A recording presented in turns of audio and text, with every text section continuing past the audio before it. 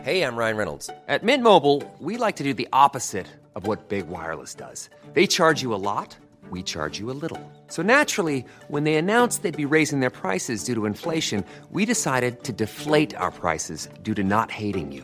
That's right. We're cutting the price of Mint Unlimited from $30 a month to just $15 a month. Give it a try at mintmobile.com/switch. $45 upfront payment equivalent to $15 per month. New customers on first 3-month plan only. Taxes and fees extra. Speed slower above 40 gigabytes. See details. Cue the fireplace and your favorite fall movie. There's nothing better than a cozy evening at home with a glass of First Leaf wine. First Leaf is a personalized wine club that delivers right to your door. Sounds magical, right? They get to know your favorite tasting notes, which varietals you enjoy, and whether you prefer sweet or dry wines. So in every shipment, you get bottles tailored to your unique palate. Go to tryfirstleaf.com/fall to get your first 6 wines for just $44.95 with free shipping. I have so many opportunities for bingo right now, and I didn't even realize. I also have hint at the Riordan multiverse. Okay, that one I'll hear your arguments, counselor. Oh, I don't even have one. I feel like I have a stronger argument for, I don't know, tone shift? Maybe? Is Beckendorf my strongest argument?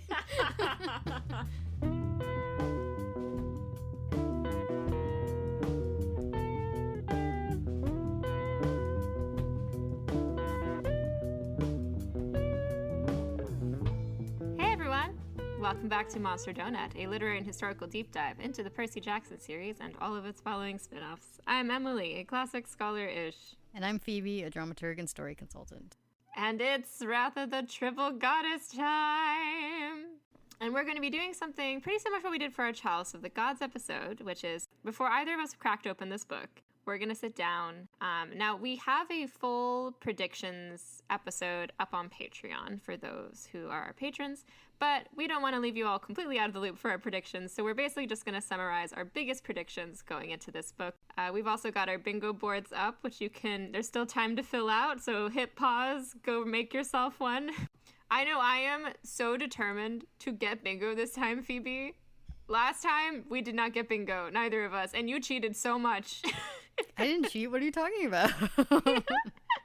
This time around, I'm feeling pretty confident, feeling pretty good. So yeah, we're just, this part of the episode is going to be us just doing a summary of our biggest predictions. Then you're going to hear that lovely tape recorder sound where you're going to get, each of us is going to be reading the books next to our microphones and recording anytime we have anything to say. And we're going to edit those together, so you're going to get to hear our on-the-ground first impression reactions while we read the book. When we're going to send each other our full reactions, listen to them, and come back at the end to talk about it. I had so much fun doing this for Chalice of the Gods, so I'm very excited. So are we ready to get into it? Let's go. So we both have read the sample chapters at this point, the first 3. I unfortunately don't have any covered deep dive analysis here. It all looks pretty straightforward. I feel like it's deceptively straightforward. I mean, it's Hecate in a house. Yeah, I feel like the only thing I can get from it is from the British cover. We know that at some point Percy ends up with one of the torches, and it seems like the wrath of the Triple Goddess is coming down on him. Yeah, we did have a big debate over, because it's called Wrath of the Triple Goddess, right? So at some point, like, Hecate seems pretty chill, you know? So at some point, she does not seem chill in these first couple chapters. Well, she's chill for a god. Percy literally peed his pants because of how unchill she was. Fair enough. I've been thinking about my predictions. I feel like I'm sorting them into actual expectations and then, like, my wishes for what this book is going to be, because those are two totally different categories. I think one prediction that lives in both categories is that things will get unchill, like we said in our predictions episode. I feel like the second book in a lot of these trilogies is where the tone shift happens, and just because of how simple a lot of the descriptions of this book have been, my feeling is that, you know, somewhere in the middle of this book, the tone will shift darker, things will get heavier. It will be more dramatic than it appears. Mm-hmm. I think that would be very fun and very cool of Rick. I see a world, though, where it's similar to Chalice of the Gods, where like that's the basic plot line, and what we're doing is more of a deep dive on Percy or a deep dive on Annabeth is what I think. I think this book is going to be the Annabeth book. I hope this book is the Annabeth book, because I'm imagining that the first book we spent a lot of time with Percy and in Percy's head, and so the second one we can do Annabeth and Annabeth's head, third one Grover, maybe, or it's just more Percy. My dream for this series is that, I know this reference won't make any sense to you, Okay.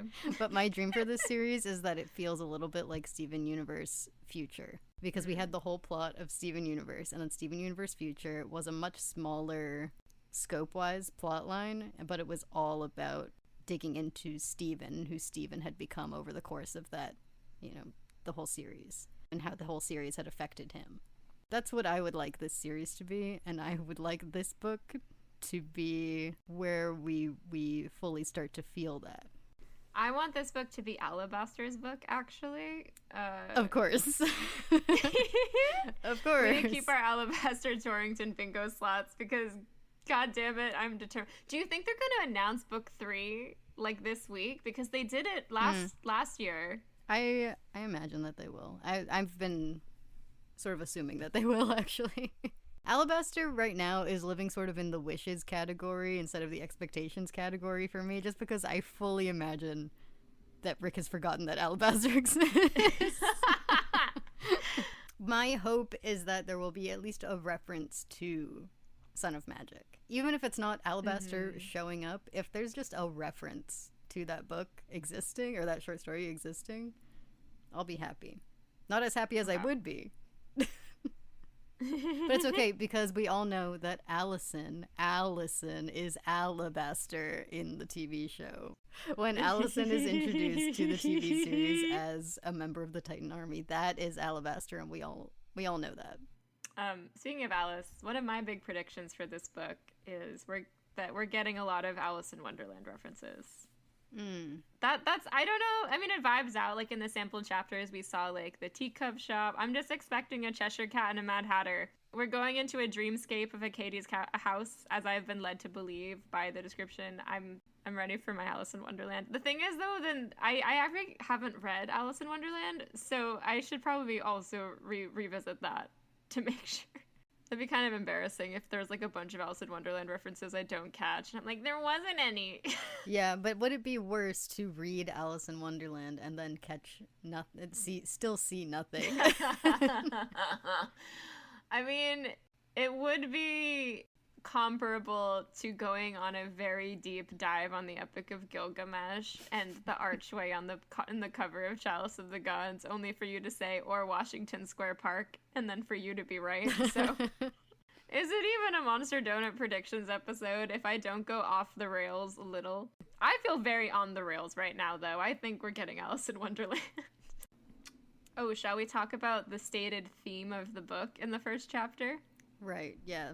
So we're told we have a up thesis front, statement. The thesis statement is the theme is free will versus fate.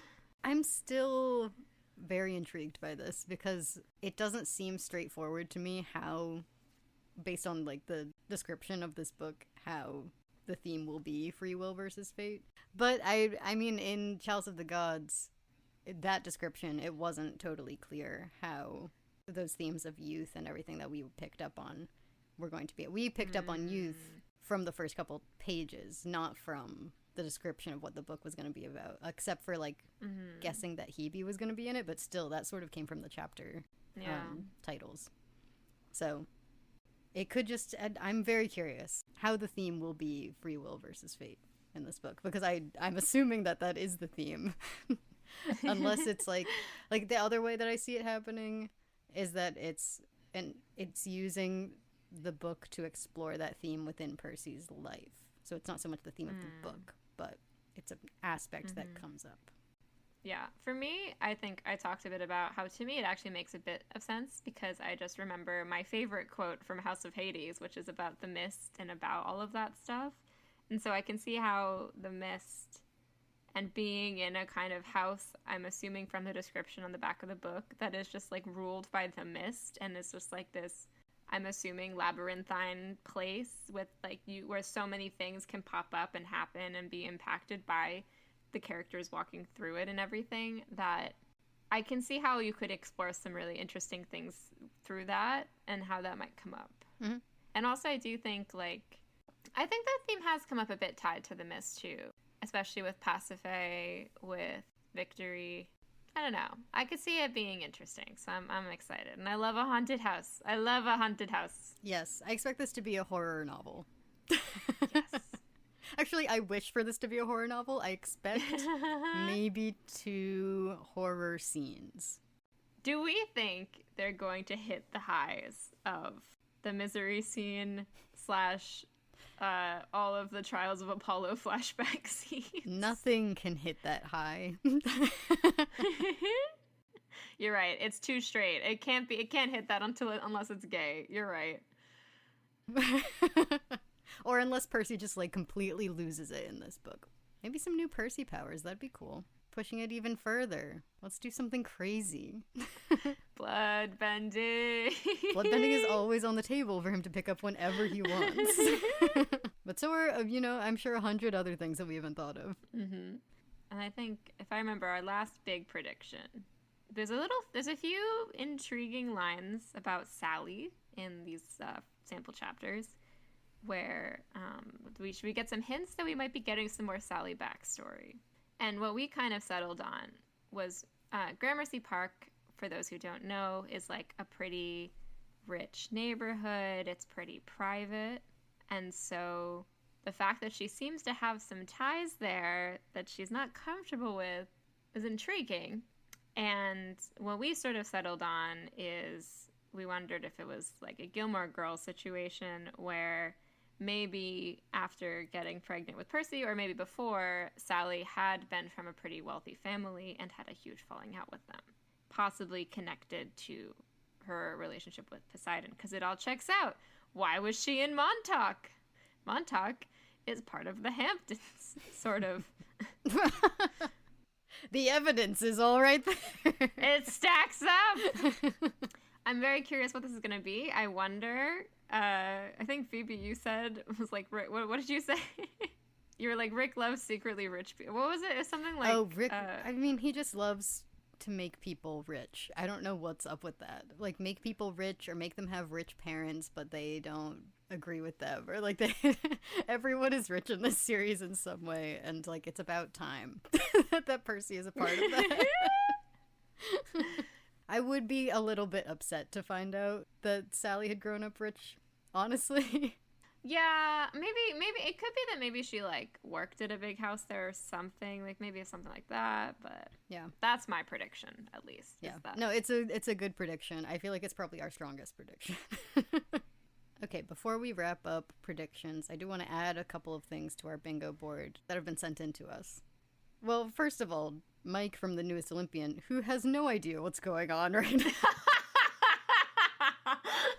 Mike sent us a prediction? Mike sent us a prediction despite being on the Son of Neptune and having no idea what the Wrath of the Triple Goddess could be about. Sent in, the squad plays 3-on-3 hoops against the Triple Goddess. You know what? It could very easily happen. That could happen. It's a good that could prediction. Absolutely happen. Camp Half Pod says Percy will call someone a boomer. Camp Half Pod, by the way, also has a bingo board for this, so if you want to double your chances of getting bingo. I'm going to take Lulu's and make it, there's Trials of Apollo foreshadowing in this book. This message is specifically about Jason, but I think general foreshadowing for the next series. And maybe one last one. Allie says, fourth wall break / reference to the Disney Plus show. And then in parentheses, similar to when Percy admitted to making a typo last time. So I feel like these are two things to put on the board, which is one, fourth wall break, similar to that. Another is, we haven't been thinking much about the fact that, like, the first book, I feel like we saw some parallels between the Lightning Thief because Rick was in Lightning Thief land, but now he's writing it in Sea of Monsters land. And so parallels to Sea of Monsters, I would expect to see. Or at least references to Sea of Monsters. How do we think this is going? I mean, yeah, what do we actually think this book is going to look like? I think it's going to be a labyrinth of. I think it's going to be a haunted house book. Except it's not, because the pets escape and they have to the pets go find escape. them. Grover turns into a giant goat. We know these things. You know what? The pets escape, so that's the Odyssey. Yes. So I guess the pets are a metaphor for home. Mm-hmm. Because they keep trying to get to them, and then they've moved on. Yes. And we can say that we can guess that each animal represents something different about home. Mm-hmm. That each of the characters are trying to get to, and whoever actually captures them, that definitely says something. Yes. Do we have any last-minute additions? I want Son of Neptune Trio content. Mm-hmm. I don't mean... Oh, Hazel's back. I don't mean... Hazel's for sure back. I don't think so. She is for sure. Okay, well, I don't think she's in back. this book. She's been mentioned twice in the first 3 chapters, Phoebe. Because she's coming very back. relevant to Katie's stuff. I don't think she's going to be there. But I do think that Percy can tell some fun little stories about hanging out with Hazel and Frank. I think Nico, Will, and Hazel and Frank are coming to the Halloween party via shadow travel. It's a good wish. It's a Halloween book. There's no way Nico's not there. And if he's coming, then everyone else can come too. All right. And as always, Tartarus trauma is addressed in this book. Let's manifest. If there's the tone shift, now's the time. A horror book? I mean, it's obvious. It's so obvious. It won't happen, but it's so obvious. It's right there. Shall we read this book now? Yes. The next time you hear our voices, we will be reading the book. We will have the book in our hands. Hello. I'm back from Barnes & Noble. I have the book. I've also made it through the first 3 chapters, just because that's where the preview ended, so I just went through those again. A couple things that didn't come up earlier when we talked about the preview. Grover in these chapters is very bubbly, very almost happy-go-lucky, which is different for Grover. And it got me thinking ahead to the Grover that we'll see in The Burning Maze, who I feel like I would describe as almost grasping for his own old optimism. I don't know. It's making me really think about who Grover is following The Last Olympian and during Heroes of Olympus. You know, right now he's a year into leadership, still carrying around a lot of that hope for what he'll accomplish. He's fresh, and we know that right now in the book it's October, end of October. So within 5 months, by The Burning Maze in March, that's been nearly knocked out of him.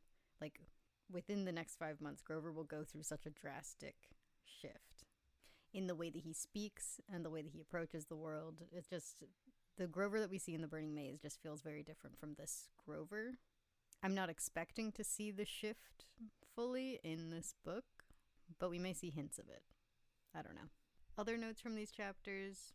I think it's funny that Annabeth has given him the advice to count to 5 before saying something out of anger to a divine being, and that he only manages to count to 2 or 3. Percy saying, I could never write a novel anywhere, and that the idea of anybody writing a book about him makes him super paranoid. A funny joke, but also in the last book, he said that he made a typo, so there are implications happening here. I also made a note of when Percy is talking to Annabeth in chapter 3. He says that she listened with the kind of intensity most people only give to their favorite songs. Like she wanted to memorize every word, analyze the meaning of every line, and how it made her feel. I enjoyed this line because, to me, I mean, this is not something that most people only give to their favorite songs. Like, I feel like this is true of basically all art forms or even subjects in general. People will memorize and analyze and deep dive into the things they're passionate about. We know this. We're doing it right now. But in Percy's mind, this is something reserved for music. And we know a couple things about Percy's music taste. We know he likes the White Stripes. We know he owns a Led Zeppelin t-shirt. From that, we can assume he's a rock enjoyer. But I feel like this solidifies Percy as a music guy, which, I don't know, I just like knowing what kind of art Percy is drawn to. And I appreciate that Rule Breaker Annabeth and Rule Skirter Percy are back. Like, Annabeth, who just straight up ignores the rules, versus Percy, who's working around the rules, trying not to be noticed. Wait, I'm sorry. I'm being notified that a sequel to The Sunless Star is happening. Where is this coming from? This is not the book announcement I expected to come out while we were talking. Wait, you know what it should be? It should be the book that I joked would happen, where it's Piper and Shell and they go into Tartarus, rather than it being a continuation of like Nico and Will's saga. It's actually a series where each book they just send different gay people into super hell. I think that would be really good. Anyway, I'm gonna go read pages that I haven't read before in chapter 4, and I'll be back. So I just finished up the sample chapters that I've already read. A few things are standing out to me. The big one being that I'm noticing something interesting, because Phoebe pointed out, because I was saying the book seemed pretty chill, and Hecate even seemed pretty chill, but then she pointed out the fact that her terrifying Percy made him, like, pee his pants. It's interesting because I think he is a character, you know, he references that in hyperbole a lot, but the fact that it canonically it happened it's interesting to me, because I feel like there's a trend also where both Grover and Annabeth, he keeps mentioning over and over and over again in the narration how unbothered and nonchalant they both seem, how chill they are, and also honestly how chill they are with things they should not be chill with, like Annabeth wishing there are cobwebs in Hecate's house. Sorry, I say Hecate, but your audiobook's saying Hecate. It's fine. I can't help but start thinking there's something going on here, because everyone seems to be nonchalantly accepting things in this book that they should not be nonchalantly accepting. It's unsettling to me as the reader. So I'm wondering if this is actually far more intentional than it appears at first glance. Also, Annabeth's friend is immediately judging Percy for not being good enough for her, and the way she's talking to him. Respect. Nothing but respect. I feel like this book is personally attacking the Latino Percy headcanon that I spent years building. Is anyone else getting like pumpkin spice burritos, Percy being afraid of Mexican food, can't master his numbers or colors? And I'm 4 chapters in and I feel like I'm taking hit after hit. Also, pause everything. Grover just referenced his aunt Helena, who was the dryad from the TV show, who we were wondering what his connection was to her. That's his aunt. And apparently she's spooky. I didn't get that vibe from the TV show. She seemed nice enough. Do we think Uncle Ferdinand was married to this woman? Or are they siblings? Or are they in-laws?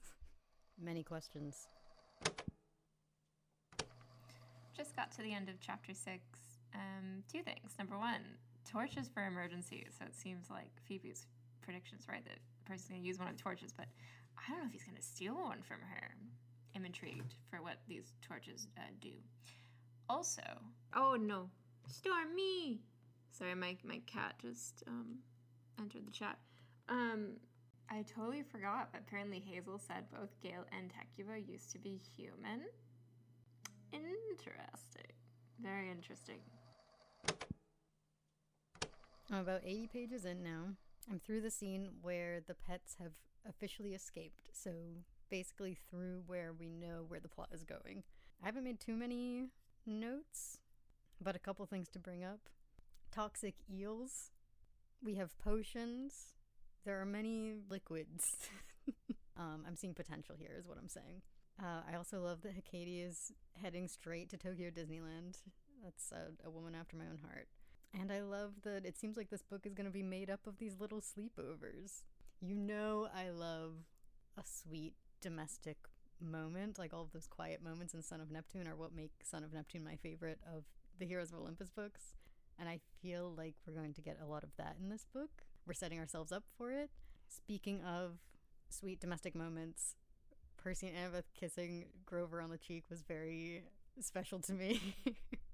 I have always wished that Percy was a more openly affectionate person with his friends, especially with Grover, because every book was like, I gave every one of my friends, every female friend that I have, a big hug, and I shook Grover's hand because we are men. I've always been like, Grover wants a hug. I know that. I know him. He wants a hug. So I'm glad that Percy is escaping that toxic mindset. And the last note that I made on these pages was I appreciate how complicated Percy's feelings are toward what Grover did here. Because we all saw it coming. And Percy even saw it coming. But it's like he didn't admit it to us until he saw that Grover was okay. And at the same time, he can think of like 100 different reasons to let Grover off the hook for this and blame himself. But he's still shaking at how angry he is at Grover and has to go walk it off. But then when Grover comes into the room where Percy's walking it off, Percy immediately is next to him, holding him up, building a nest out of spare clothes for him to rest in. And then he says while he's looking down at him, a cold feeling settles over him. The kind he usually gets when he's about to do something necessary and potentially fatal. I'd been wrong to leave Grover alone before and put him in this position. I needed to fix it. So just all these different emotions coming at Grover, all coexisting in Percy's mind. I like how many sides of that there are for Percy. And I like how, this is the second reference in the first 100 pages to how angry Percy can get. Earlier we had him saying that Annabeth has given him a way to try and deal with it by counting to 5 before responding to anyone who's making him angry, and instead he makes it to maybe 2 or 3. And then here, even though he understands exactly why Grover did what he did, he's still so angry he has to go take a walk. It feels like we're maybe setting something up there, or we're just, it's regular old Percy. Maybe we're not setting anything up here. But yeah, that's all for now, because we sort of knew where we were going until this point. I'm expecting to turn this mic on more often, though, now, because I don't know what's happening next. We're going to go get Mrs. O'Leary, though, so I'm excited. Just got to the part where not only do we not find out what swim stroke Percy swims, he also acknowledges swim season's still happening, so alas. 2 things on my bingo card are unchecked. I haven't really crossed anything out yet for mine. Yeah, I don't know. It's a lot of interesting stuff, though. This School for Magic with Hecate. Also, Eudora really is afraid of Hecate, and I've made the executive decision that me looking up Eudora and Hecate again while I'm reading this book is cheating. So I'm just going to go off of what I already know. But something else I remembered I was thinking about is that I forgot that Hecuba is also the mother of Ganymede. So when I went off the rails thinking like Troy, when we were predicting stuff for Chalice of the Gods, I remember making that prediction. It wasn't like one of my most serious ones, and I'm like, is this still in play though? There's something related to it here. ? I also enjoying this detail of Percy trying out a cell phone every year. But anyway, check back in soon. Annabeth and Grover are missing. I have a feeling the plot is about to begin. Obsessed with Leo making this keychain for Percy that says Leo plus Percy forever. Because Leo is dead at this point. To Percy, to everyone, Leo is dead. The last conversations that Leo and Percy had, and we've talked about this before, Leo and Percy were not all that close in Heroes of Olympus. They had maybe one-on-one conversation, and that was an awkward conversation. So I'm trying to imagine when Leo would have made this for him. And I'm going to say sometime around, let's say, like House of Hades. Percy is missing, and Leo starts making this for him. Because Blood of Olympus, he's like focused in on creating a way to get back to Calypso. He's clearly not thinking much about his friends. Mark of Athena, they are at odds. At least for the beginning of it. But I could see him making it being like, once we get Percy back, I'm going to give this to him. It will make things right. In whatever case, it probably makes Percy a bit sad to use it, because in his head, Leo is dead. Or just still missing for months at this point. So, a cute detail with, I feel, many things behind it. Wait, I'm sorry. We just got 2 very important lore drops. Number 1, iris messaging doesn't work if people are on the move. Fascinating. Also, Percy can write on the ground with Riptide and it glows and only demigods can see it. Incredible. Fascinating. Implications are fascinating. Also glowing letters. I mean, am I the only one that's thinking alabaster? Okay, maybe not. I just threw my hands up in the air. The empathy link is back. Grover had trouble meeting my eyes. Our emotions had been connected for years, ever since he formed an empathy link with me in 7th grade. He was well aware of how mad I'd been earlier. I could tell he was still weighed down by a strawberry-scented cloud of guilt. Nevertheless, he seemed to realize I was making a peace offering. I literally was going to say earlier, I wonder if Grover can feel how mad Percy is at him. But I assumed that it wasn't going to come up, because it hadn't come up in those pages. I'm so happy. I would love for this to be used and important in this book. Anyway. Alright, so bits happened since I last checked in.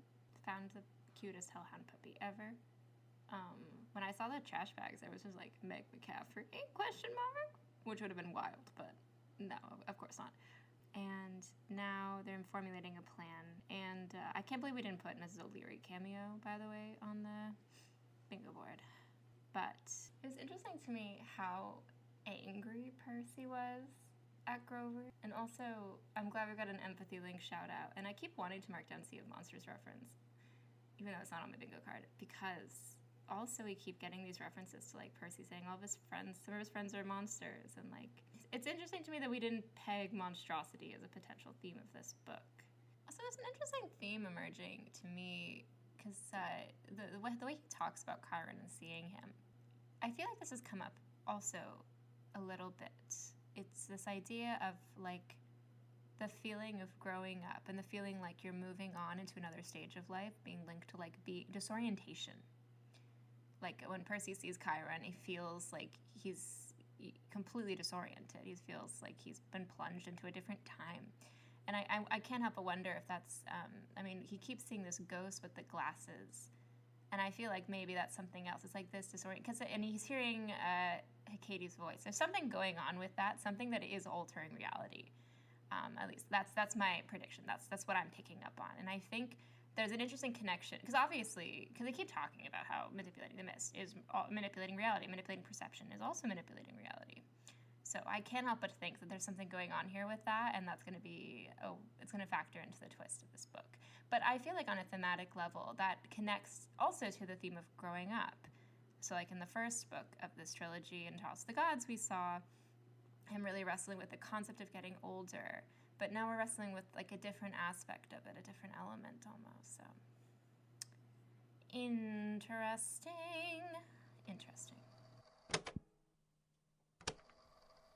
I'm definitely feeling this being a book about women in my future.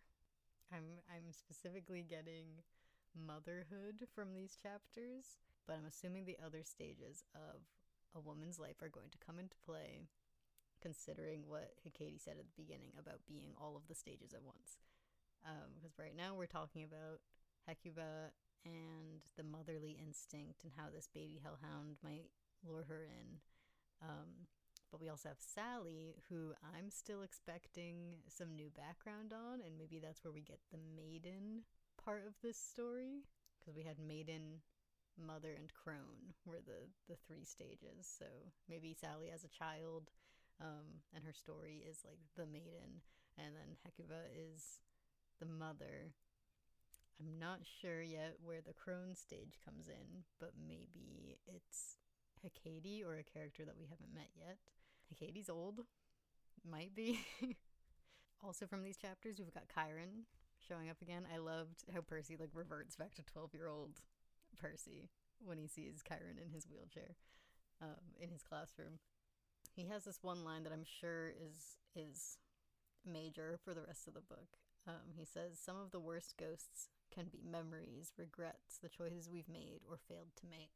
My instinct, although I don't really expect it to be the book's instinct, my instinct is a single choice to end his days. The choice of the entire first book series. So when you give me the word choice, that's what I'm immediately going to go to.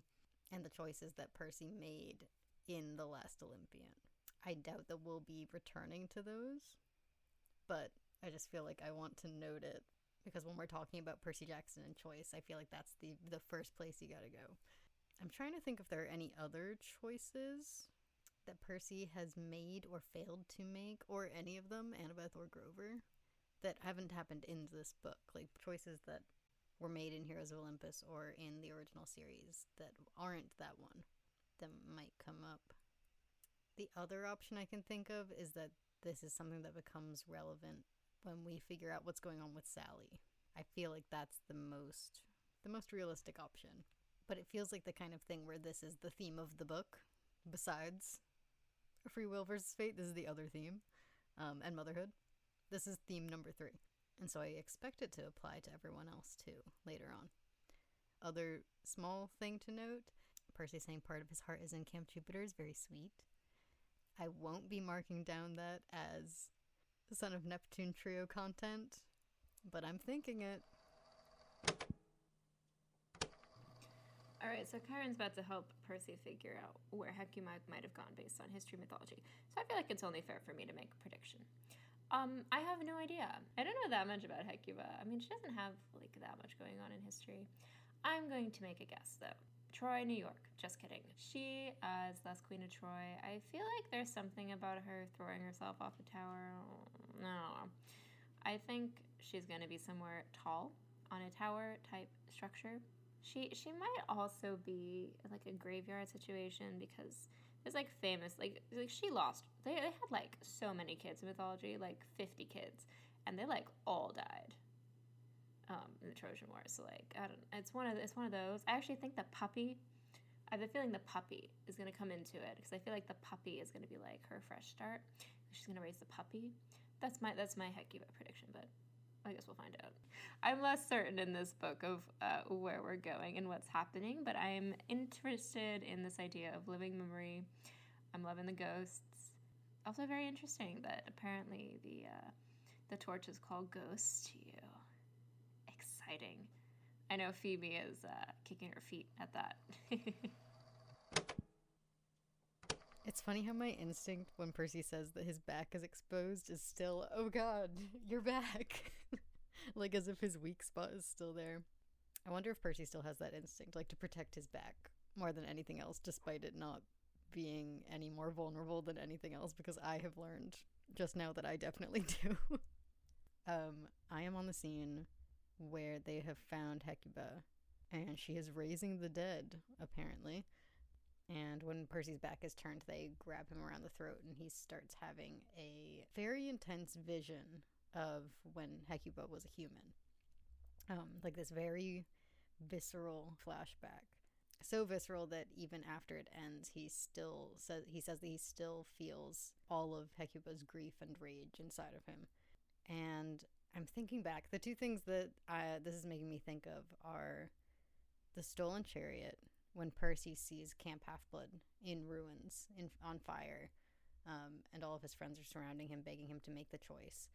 Just visually, I feel like this is similar, but the other ones it's making me think of are, there are a few other moments where we've gotten to see Percy actually embody someone else in experiencing the past. Like, usually he's a third-person viewer, I think, in a lot of his dreams. Like, he's an outsider, but there are these rare moments, like in the Titan's Curse, when he is Hercules in his dreams, or in the third Kane Chronicles short story, I'm forgetting the title now, when he's experiencing the goddess's memories. And I think those are both cases where we're meant to draw a parallel between the person Percy is becoming in this vision and Percy himself. And also I think often it's used as a means of showing Percy's negative qualities and how he can make sure he doesn't fall into the same trap as the person that he's embodying. So like with Hercules, we're seeing how Percy can be a better man than Hercules was. And in the short story, we're seeing that like want for power and all of that vicious energy that I think we saw the line between what was coming from Percy and what was coming from her start to blur. And then Percy sort of had to overcome that feeling. So I'm looking at this scene for the Percy parallel. And what I'm getting right now is that it has to do with rage, considering we've gotten a bit more emphasis on how quick to anger Percy is in this book, and how Hecuba's grief turns into rage here. That's what I'm going to go with for now. Going to a story at a Greeks? I can't. I love this flashback scene where Percy gets to, like, feel her pain. I love that idea of, like, her having lived so long in anger and pain and, like, wanting to make people feel it, to understand it.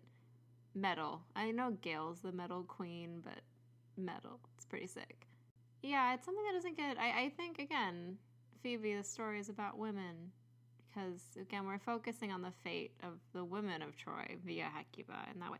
I'm so annoyed, by the way, because I put Troy reference on the bingo card for Chalice of the Gods, and it was not one of the ones we carried over, and we should have. I'm very interested in what Gale's story is also, because I don't think she's Greek. I think she's, like, more recent than that. I think she's, like, a proper witch from, like, the witch trials and stuff.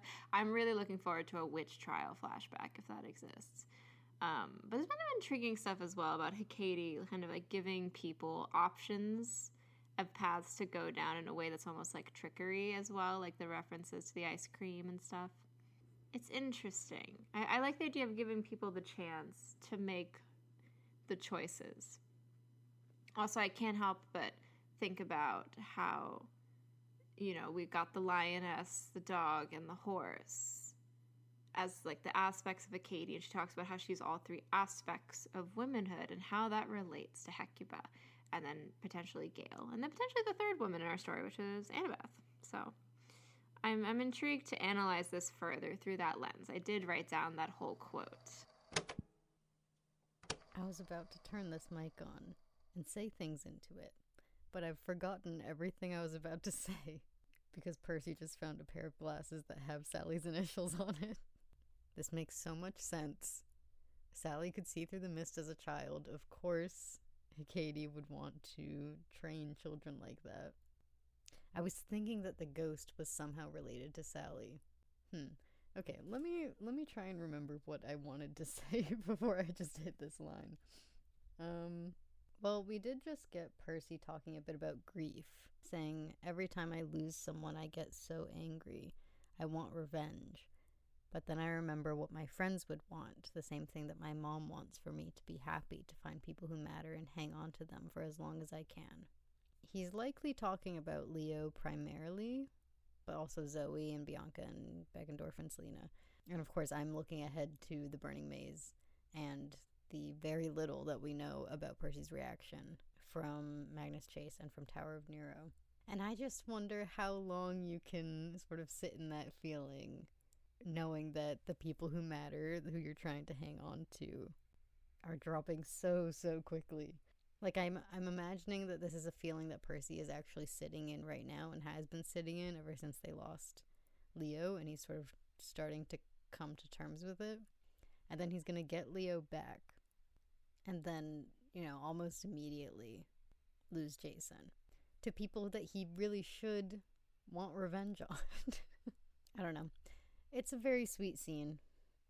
I like this moment in what used to be Troy. And also obsessed with Percy visiting a German nightclub. Good for him. He should be at the club. They do not go to Troy. That was nice, although I'm sorry, Percy Jackson, you need to contact somebody at a museum, because we don't actually know where the archaeological site of Troy is. We think Heinrich Schliemann destroyed it with dynamite, but we're not actually 100% positive, and I heard nothing about a dynamited hill. So, Percy Jackson, give up the goods, give up the location, give us the dig site, please. No, but more seriously, that's a nice scene. I'm not sure about the optics of, like, you know, putting a collar back on her that will bind her when you've just, like, seen, you know, her in chains and I don't know, and, like, giving her an extra, like, child. I don't know how I feel about this, like, resolution for Hecuba, because I feel like, I mean, I get it. I I get the idea of it, which is just that, we want to move on and not be bogged down in the grief of it. But I don't know. But again, I want to flag the fact that they go to the physical place. So physical place in this book really means something. Someone needs to get 2023 Phoebe on the phone. As she's making her bingo board and saying, hey, what if there were a Percy Grover heart-to-heart? I need them to tell her that the heart-to-heart to end all heart-to-hearts is about to happen in the next book. This is such a beautiful scene between these two. Who could have known that I'd get a 4-page long, deep conversation between Percy and Grover? That we get the empathy link back. That part of the reason this conversation is even happening is that because of the empathy link, Percy can tell that Grover is lying to him. And again, there's all of that complexity around how Percy feels toward Grover right now. Trying to sort anxiety from anger, from confusion. Percy has come out of Heroes of Olympus so much more in tune with his own feelings and with the feelings of the people around him.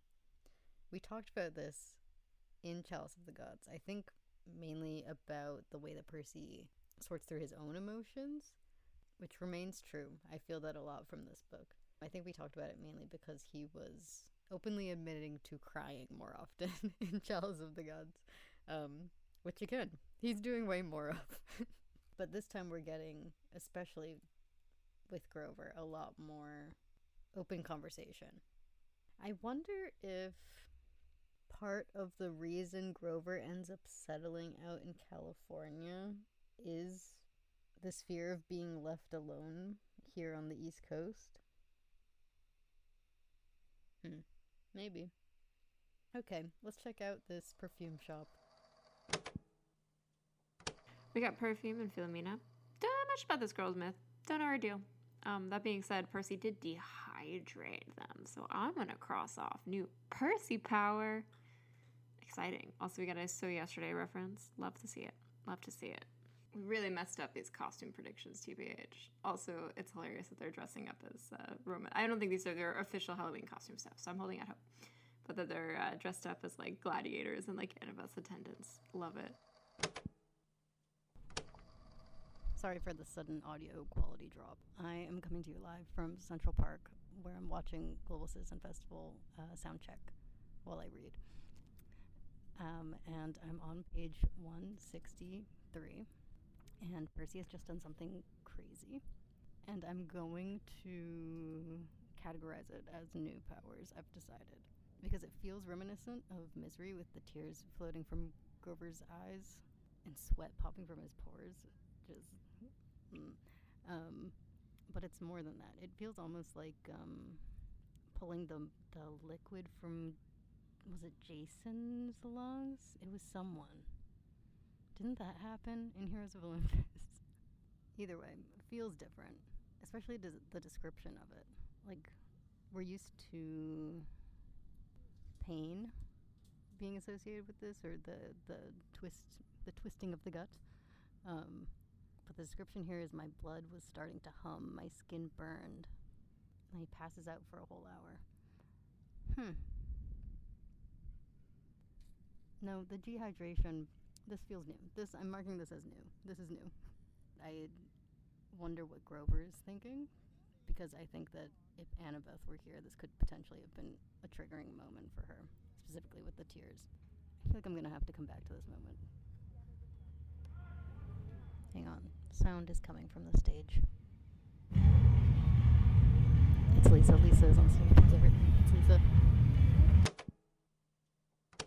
So we're bringing back all the Circe Island stuff and its impact on all of the people and the nymphs on the island. And we get Gale's backstory finally, which is really interesting. So it does appear to be an ancient Greek witch. So I'll have to look up exactly what the inspo is. I think he said like Colossus is sort of the name of the town, but it's a reference to her making potions that can bring back the dead, which, as we know from Asclepius, is a big no-no in ancient Greek mythology. But as opposed to Hecuba's story, where we get her grief and her despair and her anger, and she just transforms without making a choice, in this one, Hecate presents Gale with the choice. live forever in suffering as a non-human, as a polecat, but maintain your gifts, maintain your life, become immortal, or, die for them and lose them. And so she's prevented a choice. And those two things are interesting to me because that means there's a dichotomy in these two companions and animals, former humans, where one of them has transformed. I would argue as a result of fate. I would argue as a result of all of that. That's a big thing with the Trojan War. And one of them transformed due to free will after being presented a choice. So I feel like it's interesting how they both kind of sum up this free will versus fate thing that has been introduced by the beginning of this book. It's a really powerful choice to make as well, like retaining your gifts, retaining your creation at the cost of everything. That's an interesting line as well, where Katie says that she doesn't think the gods would let her exist if she's not suffering. And so she has to choose between existing and suffering or ceasing, and that she made the choice to suffer. And I understand that choice as somebody, as someone who creates things. Like, I would want my work to live on. I would want that to be my legacy. So I thought that was a beautiful moment, beautiful scene. And I think it's a really interesting... Oh, no, please, cat. No. Anyway, I also enjoy the fact that there's another transformation. Again, it's an interesting, fun little thing that happened in the last book too, where they were transformed into a state in which they are altered, potentially permanently, and there's an existential fear of it being a permanent state of being altered. Specifically with Annabeth, there's the uncertainty of if she can think or she has the brain of an owl, Percy with the octopus arms, and Grover as human. I did kind of see that one coming a little bit because I thought it'd be funny and interesting to see his reaction to that, and I'm enjoying it. I'm still waiting for the tone shift. But we're getting it a little bit with these flashback scenes. A little more intense. It's giving Trials of Apollo flashback scenes a little bit. So, we'll see.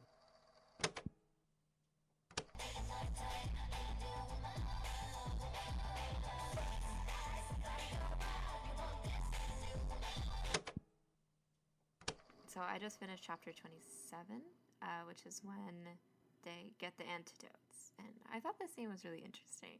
Because, it's sort of conjuring them, like being teal, conjuring into balls. It was giving Pearl a little. It was giving Pearl. It was only 3 cures for 4 people. There's only 3 outs for 4 people. It was an interesting kind of reversal where in The Lightning Thief, when they're presented this choice, at least in the book, Grover's the most vocally like, I will set myself aside. I will set my comfort, my needs aside. I will gladly die to let my friends escape, let my friends kind of get the out.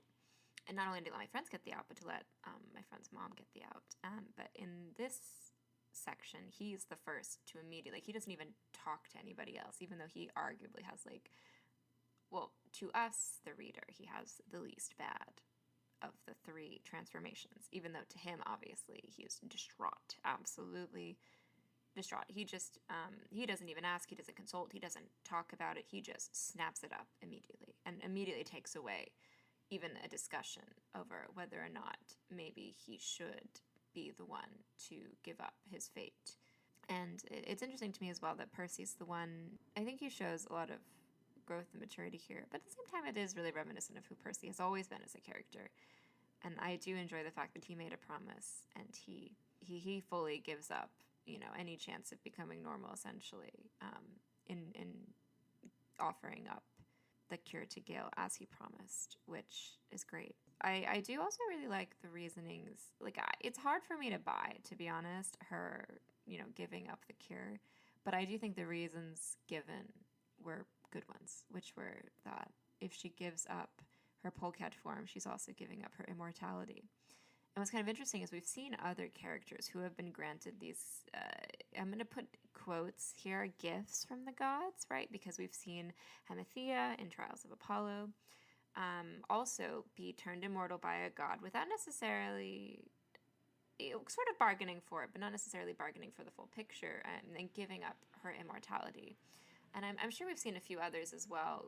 Yeah, the Cumaean Sibyl also giving up her given immortality that she, again, did not ask for, was granted by a god as sort of given by a price. But I think we see the carryover of the choice that Gale made here. And there's something interesting about suffering in this book as well, how both of them in a way are kind of contained within their suffering in these animal forms, however Gale chose it. So it's interesting to me that she's still choosing her work and her immortality over everything. Her work, essentially, over everything, because the immortality is directly tied to her ability to continue to work. Yeah, I don't know. I like the scene a lot.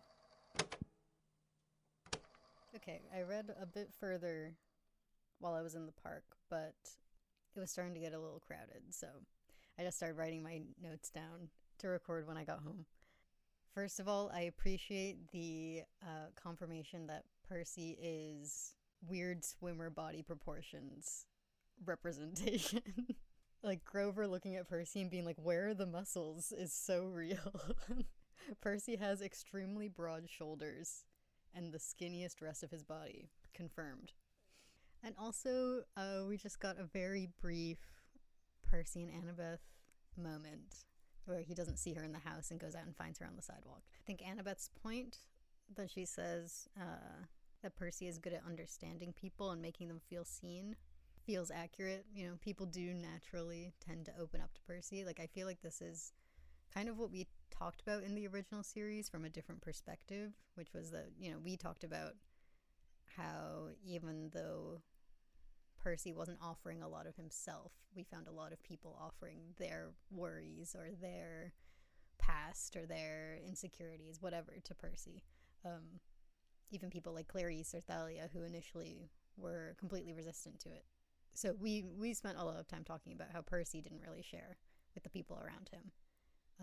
But without talking too much about how Percy was building a space for people to share those parts of themselves with him anyway. So this almost feels like just a different take on that. And I feel like I'm still wrapping my head around what Percy saw in his vision of Hecuba versus what Annabeth saw. Because Annabeth says, I saw the city collapsing. Hecuba was dragged out, her family was killed, and the magic unraveled. It's like the city's reason for existing just stopped. I could feel every column cracking, every support beam collapsing. I wanted to save the city, all those homes, temples, palaces, but I couldn't. You saw the people, I saw the buildings. Why is that? And Percy reasons, maybe you saw what you needed to see. A way to help Hecuba and us. You read people just fine, wise girl, better than me. True, potentially. Reading people, I don't know if I'd say that specifically is Percy's strong suit. But maybe. I mean, there's all that stuff in Son of Neptune, where he's like able to read everything that Octavian is thinking just from watching him, and like there's a lot of him reading people in that book, actually. But there's so many times where he's just so wrong about what people are thinking around him. Although, you know what? Most of them, the ones where he's wrong, it's just about like people having crushes on him. He's bad at that. Other things, he seems okay at, like, he's fairly perceptive. But anyway, what I'm actually trying to wrap my head around is I don't believe that this is why Annabeth saw what she saw. I think what I'm going with is more that vision that they saw was not only something that they needed to see, but also almost tailored to what would speak to them the most. Not that Annabeth wouldn't be affected by kneeling over the body of her last son, but I do think Annabeth is someone who values building something strong and stable and unbreakable, and then to look at that and feel that, you know, look at what you lost, versus Percy as someone who a lot of his values are tied to people, is going to feel Hecuba's rage and see himself in that. You know, like, they're two different points of entry for feeling that loss. You know, it's not so much Annabeth is not as connected with other people like I think she fears in this scene. I think it's more like what the buildings coming apart symbolizes. It's a loss of a home. It's a loss of everything that you have built. So those are my thoughts. I'm gonna go figure out what's going on with Sally. I think my prediction right now, let's see. What's my prediction of what's going on with Sally? I think Sally grew up somewhere around Gramercy Park, and had a run-in with Hecate. And Hecate realized that Sally could see through the mist. Sally saw something terrifying. Hecate thought, look at this unique mortal who has such clear sight. This is someone who I could train to be extremely powerful. And Sally obviously runs off, or bikes off. All right, let's just see what's going on. Let's move on. So we just found out the Sally Jackson backstory, which is that she's not secretly rich. She just grew up near Gramercy Park. Okay. Her family had thought something was wrong with her because of all the things she would seen, that something was wrong with her sight. So they'd given her glasses, and she'd seen Hecate's manner. And Hecate essentially told her that nothing was wrong with her, that her glasses were not necessary, and broke them for her and sent her on her way and sort of changed the course of her life, and also had been sad that she'd come too late for her school. So interestingly, there is a connection, I think now confirmed in the lore, of people who are seers, right? People can see through the mist, and their abilities to become witches and sorceresses and all of that. So fun, love that. How maybe Sally Jackson could have been one, but instead she's not. I like it because I feel like it gives us more of a reason for Sally Jackson to deeply understand what it feels like to not fit in, not belong, and not know what's wrong with you, which I think explains so much of her relationship with Percy.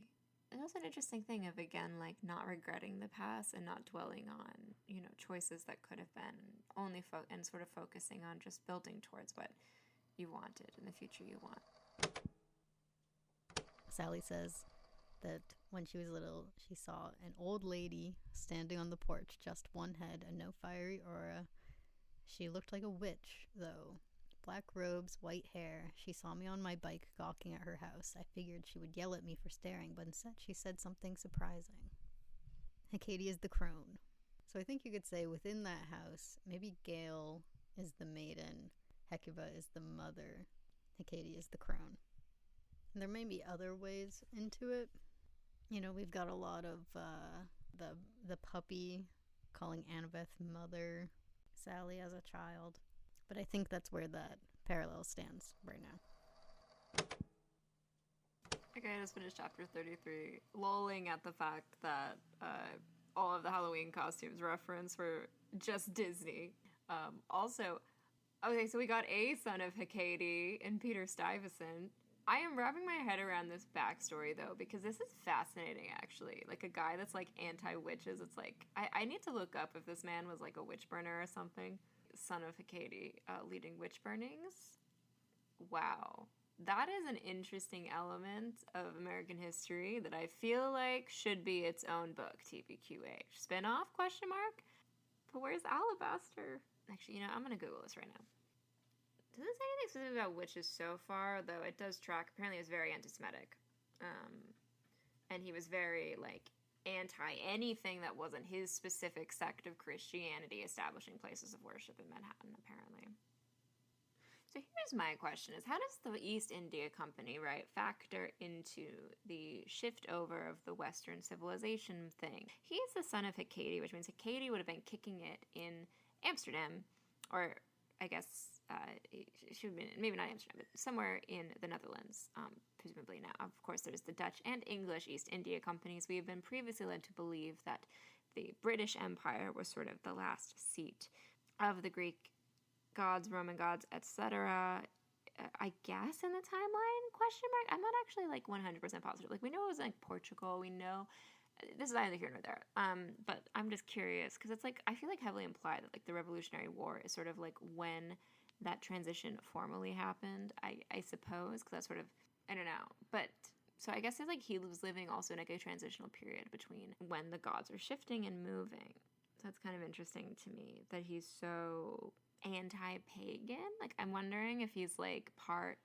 I'm wondering if this schism is the reason why he's so anti-witches with Hecate and rejecting this heritage. I wonder if maybe the witch trials and stuff and all of that is kind of part of this greater world building story that I'm just straight up making up and writing fan fiction of right now. But I don't know. It's kind of interesting to think about, like, what do these periods of transition look like, and how do we identify them? All right. I think this is going to be my last update, just because I only have a couple of chapters left, and we're just about done with what seems like the climax of the book. I'm thinking a bit about the torches, with Percy and Annabeth acting as one being, thinking and acting in tandem, and I'm thinking that more than any other theme or thought that I've been following throughout this book feels like it's really about connecting with other people and being one with another person, and the power in seeing another person fully. Like, obviously, the very, very blatant themes happening in this book are about regret and choice and crossroads, but the one that feels most present in the climax of this book is this one, because this is a moment where Percy and Annabeth have to trust each other to be essentially the same person, like to think the same thought and move together and act as one being with two heads, like a Katie with her three heads. Percy says, the torches weren't meant to be shared by two people. Then again, Annabeth and I were more than just two people. We were a pair. And when we stood at the crossroads, we did it together.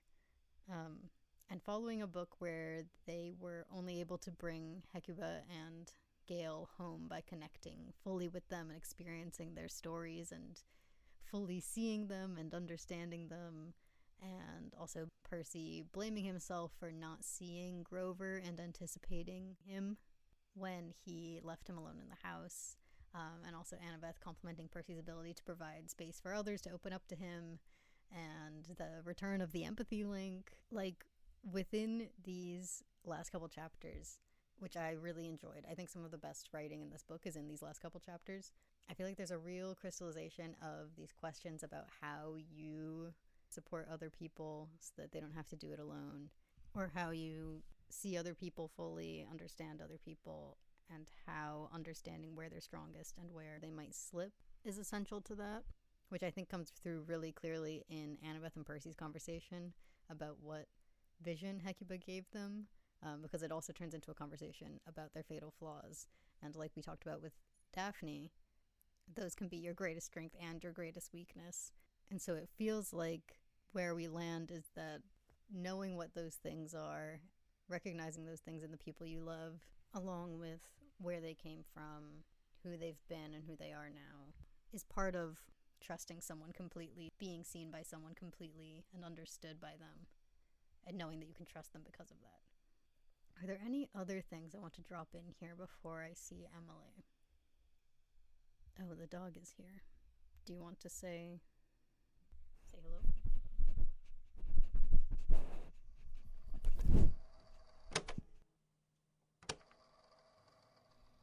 All right, we're back, we're together. Where to begin? This was a very different book from what we thought it was going to be. Yeah. I'm obsessed. It's like Rick listened to our predictions episode somehow and was like, I'm going to put everything here that they didn't put on their bingo card. I got so close to bingo, though. We'll have to talk about it. What? Because I can get bingo if we agree that I can cheat. No, I'm excited to revise my bingo card when I find out the ways you're cheating. But mine was pretty bad. Like, my card was not a good card. I was trying to remember if there was a wardrobe when they do an initial tour of the house. I was waiting for the entire book for a wardrobe, because like chapter 2, they're like, there's a witch and a lion. And a lion. And you would think there'd be a wardrobe. They go to point. so many bathrooms, Phoebe. And so many rooms. Somewhere in this house there has to be a wardrobe. But like, Katie never has to dress herself. She just thinks of whatever outfit she wants to put on. She doesn't know that humans need wardrobes. The fact that I was home. literally sitting here like, this is too easy. This is obviously Alice in Wonderland. I'm delusional. Where did you pick up on that? Is what There was a broken teacup in the thing. You know, like okay, I will say the bulk of my predictions came from me thinking that this book was going to be like primarily in a haunted house. Now, and I know it said the plot was that they have to like go find the pets, but I was like, I don't know. Like, what if it was a haunted house book, though? I want it to be a haunted house book. So I deluded myself into thinking it would be a haunted house book. I thought, like, Act 3 of the book would be them, like, stuck in the house. Yeah, I think I was getting the same vibe. And I thought the mist would come into this book. Because this is the other thing. Like, they deliberately mention the mist and are like, oh, hey, Katie's not even talking about the mist. Like, he points it out in the first 3 chapters. So I was like, obviously the mist comes to play. And it turns out that wasn't foreshadowing. No. It was just a statement. It was a sentence. Can we also talk about the fact that there's a son of Hecate in this book, and it's not Alabaster? Yeah. This guy was kind of fascinating, though. Yeah. As a concept. I mean, you heard my off-the-rails rant about this man. I think that was on the rails for you. I think that was very on the rails. For you being the critical attack onto that sentence. No, it felt, I appreciated. He, to me, felt like his whole presence, the chapters that he was in, felt so Rick Riordan. How do you even phrase this? Sort of in a Trials of Apollo sense. Yeah. There was a few Trials of Apollo coded parts of this book. Yes, I would say all of the flashbacks, especially. And the, like, feeling your memories. That's something we talked about when we read Trials of Apollo. But I mean, these chapters, it was like the style of writing and the presence of this, like, ancient powerful man, the way that his thoughts are translated by Percy, his, like, presence, it just felt there was, like, a gravity to him that I liked. Yeah. That reminded me of the style of writing that Rick does in Trials of Apollo. That makes sense. Because it does feel like a different style of writing in these 2 books. Or in these 2 series, I would say. Yeah, I would agree with that. It's like Percy is, like, grown up a lot and his writing style has changed. That makes sense. I feel like all the Trials of Apollo stuff I was picking up was, like, more obvious, like, little references. Like, again, when they found the puppy in the dumpster, I was like, a dumpster? Yeah. Why didn't we think, like, Meg shows up? Is a great prediction. Yeah. You know, like, just a glance of a girl before you even have any reason to know who she is. Yeah. I was thinking also, I was like, I wonder if this hellhound is, like, maybe was, like, dumped by Nero, or, like, maybe this hellhound's, like, connected somehow. Like, this is just where they dump How do people. we make Trials of Apollo relevant to this series? We need to start foreshadowing more. I can't believe Rachel did not come to their Halloween party, Phoebe. I would have gotten bingo. If Rachel had shown up. And Blanche wasn't even there. Like, are the 5 people who showed up the only people invited? And Kyra. I was like, what kind of house party? Not even Annabeth's friends. I know, Annabeth's friends weren't there either. I would have gotten bingo because I crossed off. Yeah, let's review the boards. Let's review the board. Sea of Monsters reference. There were plenty of Sea of Monsters references. Reference to the Disney Plus TV show. Those existed too. I checked off Things Get Very Unchill because of the last ghost raising stuff. It wasn't in the way that I thought it was going to be, but I would consider those chapters, especially the moment where the horse almost brings its hoof down on Percy's head. I was like, that feels like Trials of Apollo to me. That feels like getting kicked across the room and breaking your ribs to me by a horse. I will consent to Things Get Very Unchill being crossed off, but we cannot cross off Tone Shift in good conscience. See, this is what I want to beg you to let me do. No! Because everything else, there's no other way I can get bingo.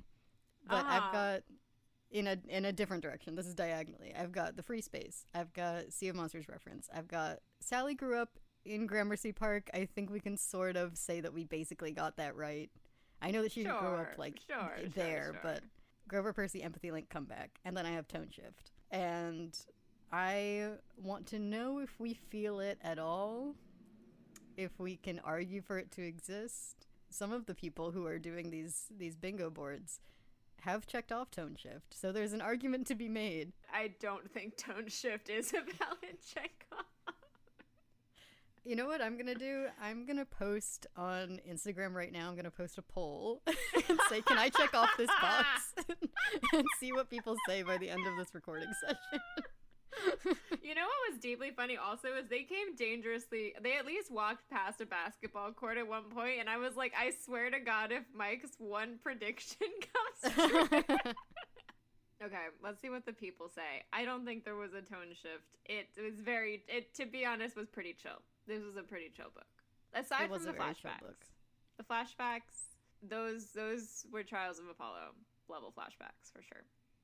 I also, it's like we got the 1-2 punch also of there being a swim season reference and no discussion of the stroke. I was like, ah! I was hoping for at least one. I have 2 crossed off in a row in a couple of places, and that's it. That's my closest bingo. Wow, you had a bad board. I had a terrible board. I do think it was possible to get bingo with our predictions. Oh, it definitely was. Someone's done it, I'm sure. I got a real bad board. But it feels right, because I when I got my board, I was like, a lot of these are my predictions, so I'm okay with that, because we will see how I do. We both agreed on the new Percy powers, the dehydration. Mm-hmm.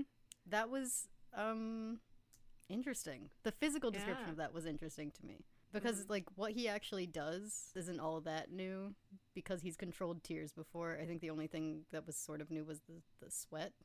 Mm-hmm. But that alone, I don't think would have been enough for me to say, yeah, this is new powers. I'd sort of be like, well, this is sort of the same thing that you do otherwise. But the description of, like, because the physical description when that happens, you'd think would be, like, that he feels it in his gut, like usual. But instead it was blood humming, dehydration, and what was the last one? His skin burned. That's what he says.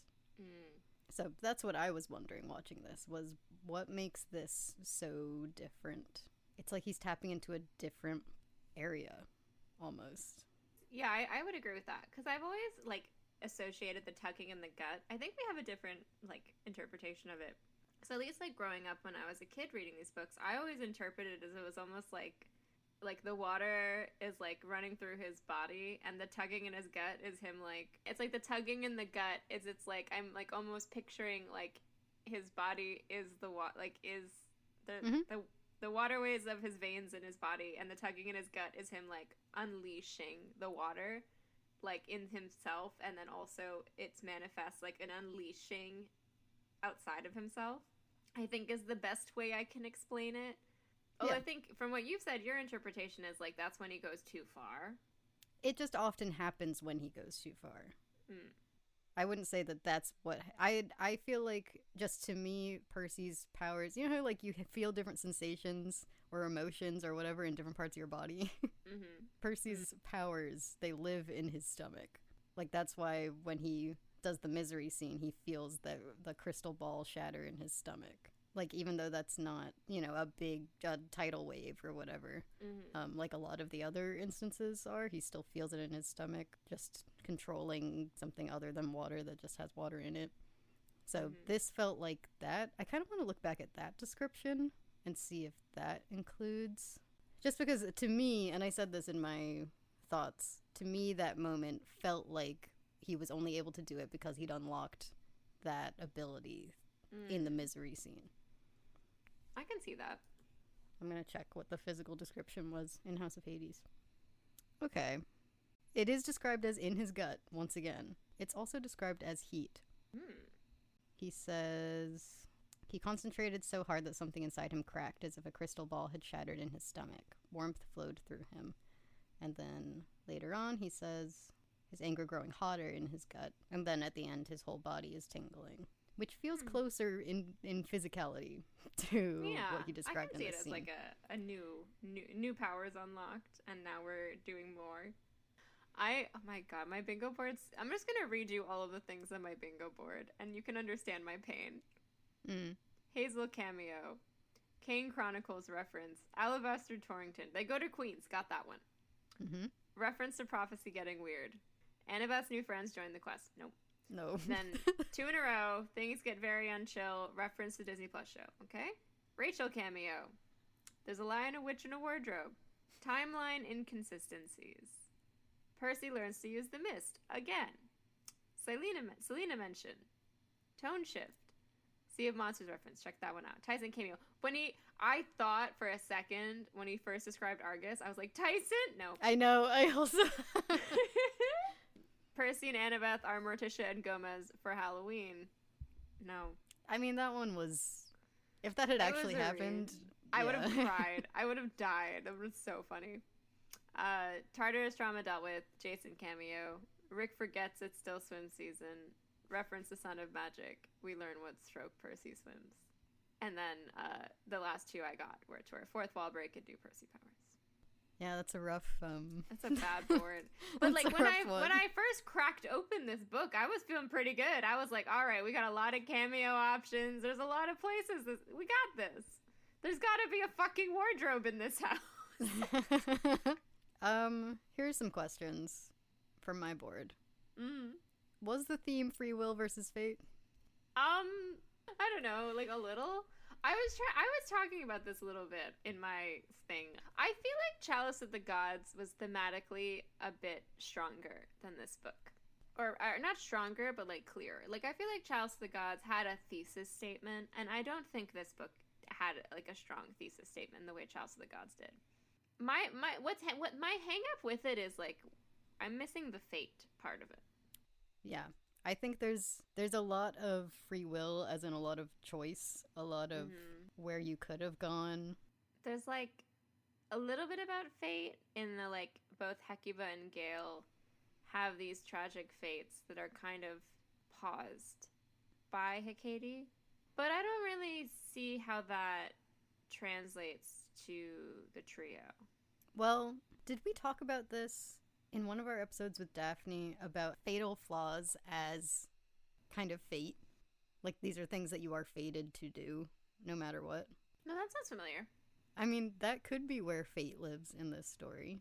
Because we talked a lot about choice and crossroads and all of that as the free will half. And then the other half is a little bit of what I talked about of, like, you are fated to make these decisions because of your fatal flaws. And you need to understand them and understand them about the people around you so that you can anticipate them.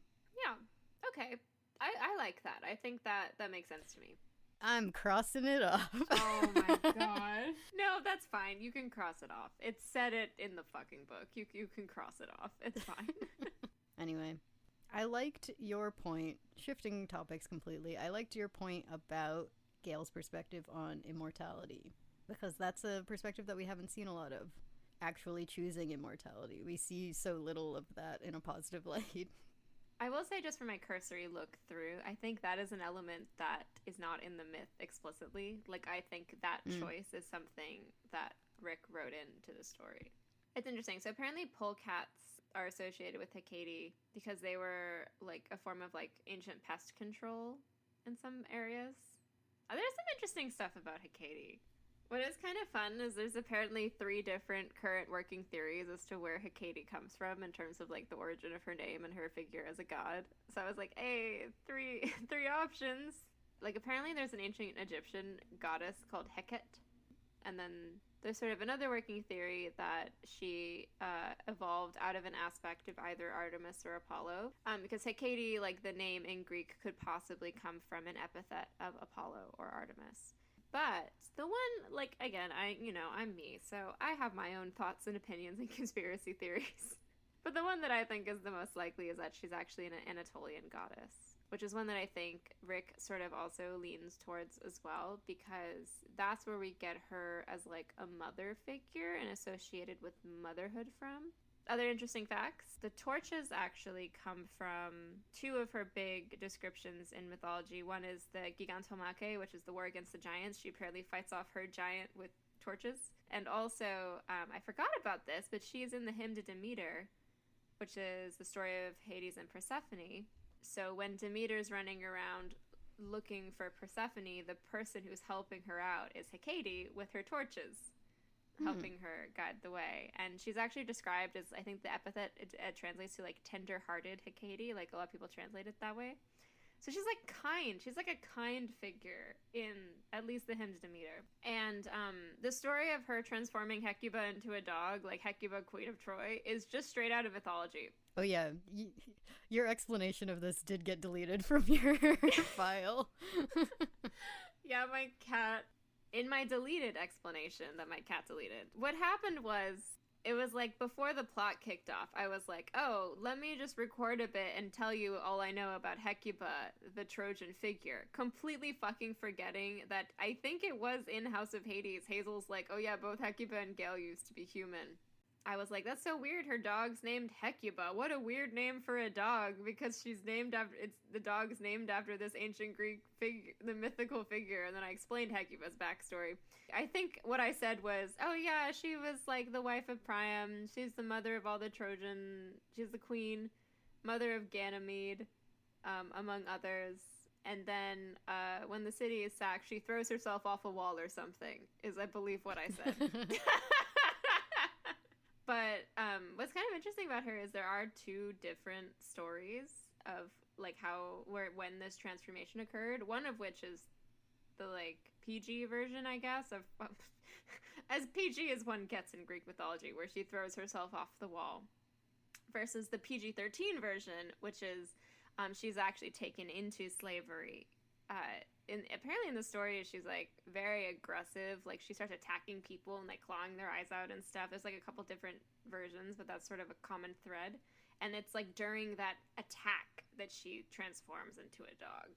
And the other one is she just sort of gets transformed into a dog at some point after, whilst in the air, plunging to her death or something. Because being a dog would save you in that situation. It's a little bit like question mark, question mark, question mark in terms of that situation. But yeah. Let's talk about this being a book about women. I don't think, like, that's not my number one thing that this book is about. But I do think it felt like there were so many women. Yeah, and I wrote down the quote she says at the beginning, because I knew I would want to come back and talk about it more and analyze it a little bit. I am the maiden, I am the mother, I am the crone, I am all the phases of a woman's life, all her power, and I will suffer no man to cross me. I am the horse that runs strong and fearless, I am the lion that prowls stealthy and patient, I am the hound that stands guard, loyal and fierce. I am goddess of the crossroads where all possibilities intersect. I devour those who waver before me. The crone is the one that's getting me. Yeah. I mean, that was just sort of my way into this as a theme, was me playing around with, like, are there characters here who are actually a part of that? But I do think that ultimately a lot of the strongest players here are the women in this book. And we're exploring their decisions. We're exploring their rage. All of the quote-unquote... Well, actually, that's a lie. Besides Peter Stuyvesant, all of the quote-unquote monsters in this book are women. All of the encounters are very women-forward, very women-centric. Mm-hmm. What is up with that guy? What an interesting... Like, what a strange choice. Pull. Like, how does that fit into all of this? I feel like there's a missing piece there. Long John Silver. He needed to include... He had just watched Black Sail and was like, what prominent one-legged man can I include in my book? Well, that's sort of okay, to segue a little bit, that was the theme I was working with, was like physical place. Like with actually going to Troy. Yeah. Like, they went to Troy, but, like, there's something about the fact that they had to actually sit on that beach. There's something about the fact that it's, like, the memory of Gramercy Park, even though it doesn't have that much to do with, like, the actual place. But, like, that Sally hears Gramercy Park, and, like, that's what sparks the memory, not, like, anything else. Or, like, it's the fact that, I mean, like, so much, it's, like, about rebuilding the house. And I think Peter Stuyvesant, being one of the, like, founding builders of the city of New York, ties into it in that way. Like, he, as a son of Hecate, built New York. Hecate built this house, and he's, like, anti-magic. So there's something about him being a representative of the secular New York of the non-magical New York, even though he's connected, but whatever. Mm-hmm. And like and Katie kind of being a symbol of like, and that house being a symbol of like the mythic New York. And all of the ghosts, you know, there's something with the ghosts. Okay, I want to go down that road also. We're at a crossroads because I want to take this somewhere else. Like I was getting something else until the last couple sentences. Okay. I was thinking about like building or tearing apart or having to rebuild home. We did say this could be an Odyssey parallel. The idea of Hecato's home being destroyed and them having to rebuild it. The idea of going back to Hecuba's home after they destroyed it. And like Sally clearly unable to return home if she's so afraid of Percy going near Gramercy Park. I'd imagine that she hasn't really gone back there herself. Yeah, and I think in many ways, Hecato's mansion, it does sort of stand as a symbol for Sally and a lot of people of like what could have been. And and the idea also of this house that's filled with intentional possibilities and choices.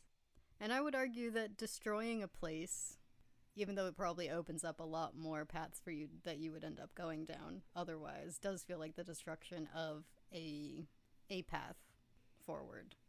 You know, like a destruction of potential to go a certain way. But then they rebuild it, though. That's the interesting thing, is they use the ghosts. They use the manifestation of the past to rebuild it, but, like, under their direction. There is definitely unearthing the past in this one. Have we hit everything? Should we look at the Instagram poll? Let's look at the Instagram poll. We've set ourselves up for several... We're at a crossroads. We've set ourselves up for different points, different paths that this conversation can go down. One where we're in support of tone shift or anti-tone shift. Oh, let me vote in the... Hold on. You're gonna vote against me? Then I'm gonna vote for myself. 68% of the people who voted in this poll said that they felt a tone shift. And 32% said, nice try, no. And Paula said, specifically Percy watching Hecuba's memories. I will give you that, Paula. That was the closest, I would say, for sure. It's a good point that there are more moments in this book that veer in that direction than there were in Chalice of the Gods. You know, I don't know that there were that many heavy moments in Chalice of the Gods, unless I am totally forgetting something. There are a lot of silly, goofy moments in this, but there's also the Hecuba flashback. I think the Gale flashback also, and the sequence of them trying to return to the mansion.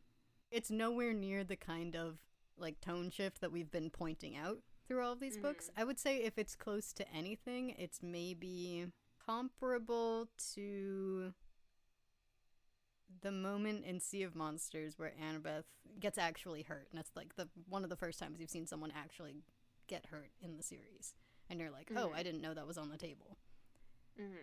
The stuff that happens in this book is more of the, oh, I didn't know that was on the table, I thought we were just here for fun, kind of thing.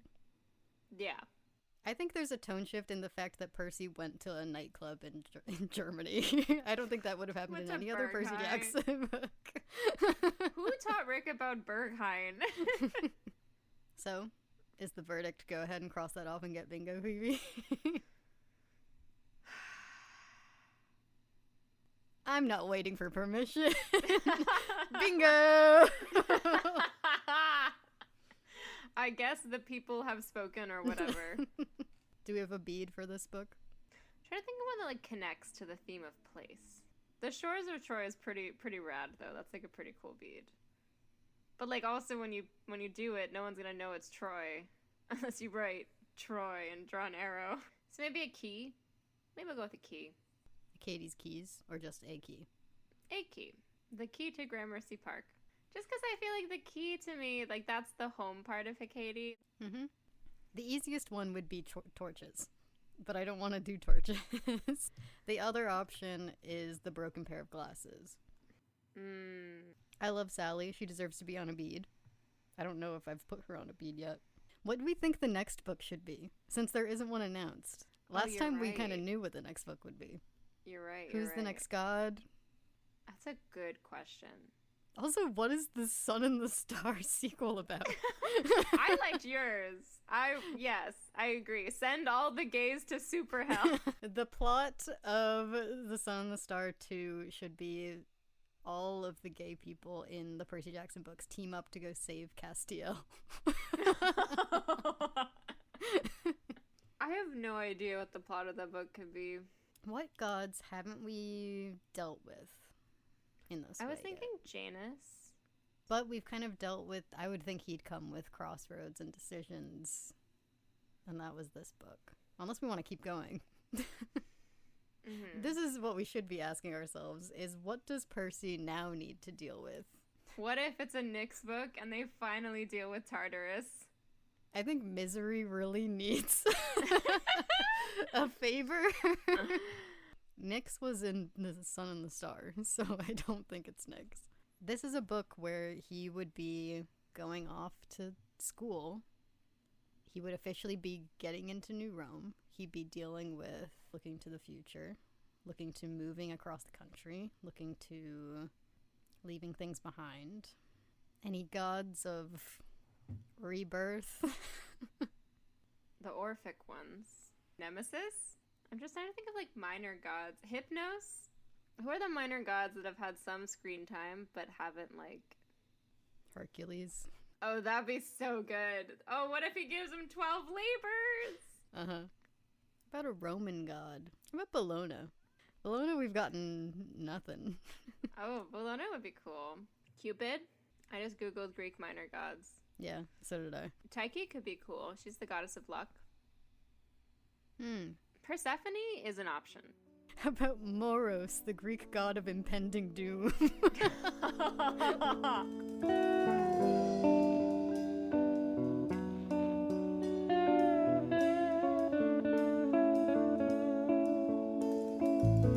Thank you all for listening to Monster Donut. Next time, a surprise. If you're at all interested in hearing our full reactions, because what's in this episode is just the cut down version for time from each of us to this book, you can find those on our Patreon. Also, a bunch of other bonus content, and in general, if you just want to support the podcast, that's a great way to do it. You can also find our original predictions episode for this book. The full predictions are up on Patreon. If you also want to support us, you can do so by checking out our merch at monsterdonut.redbubble.com. You can also check out us on social media at PJOPod. We are at PJOPod on Twitter, Instagram, and TikTok. And Phoebe also posts her fabulous art there as well. You can also post your bingo board, please. Please send us your bingo boards. Mine's so bad. It's looking rough. It's looking so rough. Mine looks great.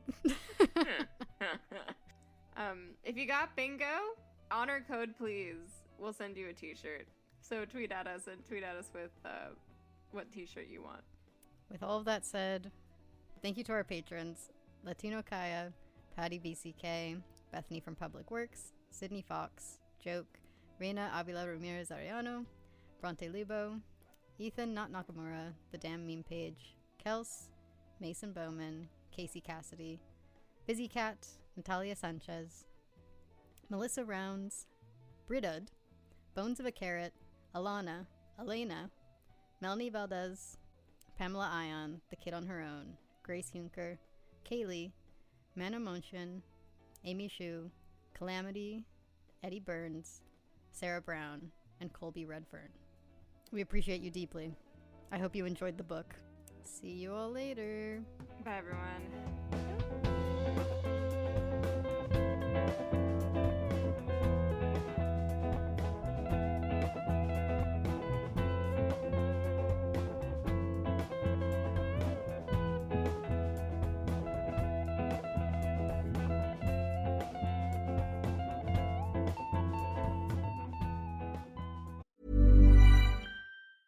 Balancing a wellness routine and busy travel plans? Try Alo Moves, the health and wellness app you need to stay consistent. Join allomoves.com with code ACAST for a 30-day free trial and 20% off an annual membership. From yoga and Pilates to strength workouts, Alo Moves has it all. From 5 to 60 minutes, Alo Moves has classes or flow that fit your schedule. Plus, Alo Moves offers meditations, sound baths, nutrition tips, and self-care tutorials. Find your perfect wellness routine anytime and anywhere with Alo Moves.